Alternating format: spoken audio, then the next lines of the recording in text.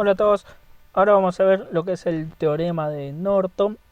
Sí, habíamos dicho en otro video que Norton era, digamos, un amiguito de Thevenin y había equivalencias entre ellos y funciona de la misma manera. Lo que me dice, al igual que Thevenin, que yo puedo hacer un circuito equivalente de cualquier circuito, pero en este caso usando una fuente de corriente con una resistencia en paralelo. La fuente de corriente se va a llamar corriente de Norton y la resistencia de Norton. ¿Sí? Dijimos que R de Norton es igual a R de Thevenin, ¿sí? Que la corriente de Norton la puedo sacar sabiendo la tensión de Thevenin dividido la resistencia de Norton, o la tensión de Thevenin dividido la resistencia de Norton. ¿Sí? Es decir, hay equivalencias entre los dos teoremas. Si saco uno, ya fácilmente puedo sacar la corriente o la tensión que yo necesito. Ahora, los pasos son bastante parecidos. Primero tengo que quitar la carga, después tengo que apaciguar las fuentes, igual que Thevenin. Después tengo que calcular la resistencia de Norton. Y por último calcular la corriente que hay entre los puntos A y B en el circuito original, cortocircuitando RL. ¿Sí? Vamos a ver los ejemplos. En el que estaba ahí el dibujito, ¿sí? De vuelta, apaciguar una fuente de tensión es ponerle un corto entre sus dos patas para que haya una tensión de 0 volt. Redibujando, me queda que la tensión de Thevenin es de Norton, perdón, es la resistencia que yo mido entre A y B, ¿sí? Entonces en este circuito fácil me queda R1 en paralelo a R2, que es 5 kHz, 5 kilo perdón, y se me suba a R3 quedándome una resistencia de Norton igual a 15 kilo ohms. Ahora, calculando la corriente de Norton, ¿sí? Dijimos que tengo que calcular la corriente que hay entre los puntos A y B, cortocircuitando la carga, es decir, uniendo los dos puntos A y B por un cable.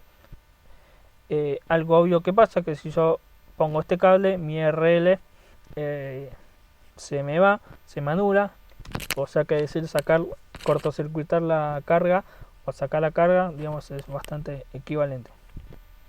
Pero bueno, por cuestiones de simplicidad y gráfica la saqué acá y me quedó el circuito de la siguiente manera. Y ahora lo que yo tengo que hacer es calcular cuál es la corriente que yo tengo por acá, ¿sí? En este es bastante fácil. Lo que hice es primero calcular el paralelo entre R2 y R3, que me dio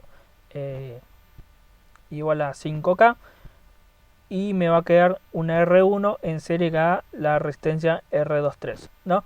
Entonces de ahí lo que hago es calcular, en este caso, porque a mí me es más fácil, usando el divisor de tensión, si V1 por R23 divido R1 más R23, o sea 5 volt por 5K dividido 10K más 5K, ¿sí? O sea la tensión que va a caer acá.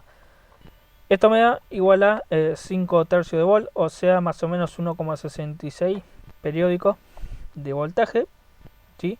Que es la tensión que hay en BR23, que es igual a BR2 y que es igual a BR3. Entonces, si yo quiero calcular la corriente que pasa por acá, que es justamente la misma corriente que R3,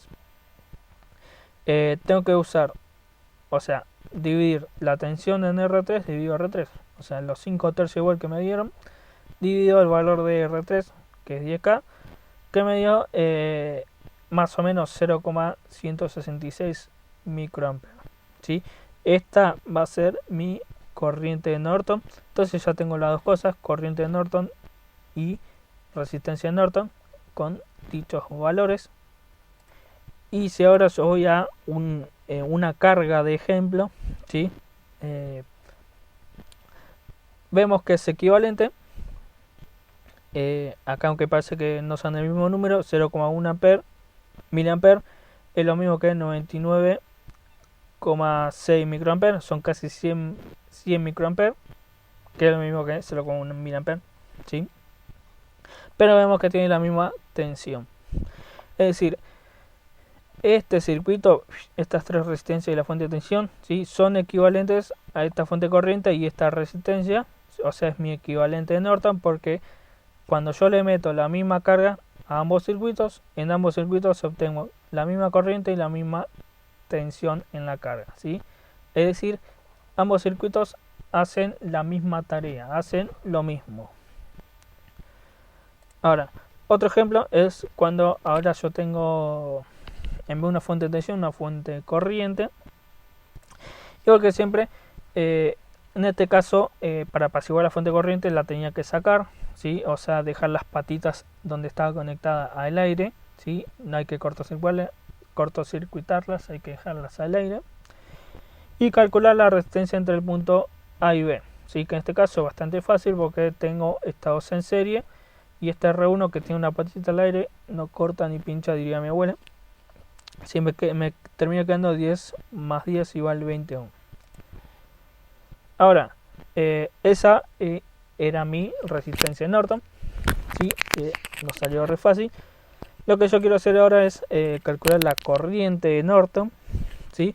De vuelta cortocircuitando la carga, entonces la puedo sacar, ¿sí? Y necesito calcular la corriente que pasa por los puntos A y B, ¿sí? Por el corto que hice recién, ¿sí? Que justamente por este circuito esta corriente de Norton va a ser igual a IR3. Entonces, ¿cuánto vale la corriente de IR3? Re fácil, porque esto es un divisor de corriente, ¿sí? Porque si vienen los 2 amperes por acá, se va a dividir un poco para acá y un poco para acá, y como los dos son iguales, va a mitad para cada uno, ¿no? Pero aplicando justamente para ser un poco más políticamente correcto, el divisor de corriente es I1 por R2. Acuérdense que en el divisor de corriente se ponía el contrario, el que quería saber, dividido la suma de los dos, R2 más R3, que igualmente me termina dando 1 ampere, ¿sí?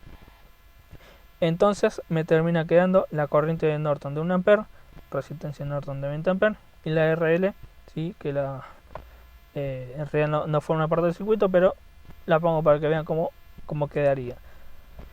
Y de vuelta, simulando con mi amigo Proteus, veo que tanto con un circuito como el otro son equivalentes porque en ambos yo tengo el mismo voltaje y en la misma corriente cuando le pongo la misma carga. Ahora, si yo le pongo una carga diferente, obviamente no van a ser iguales.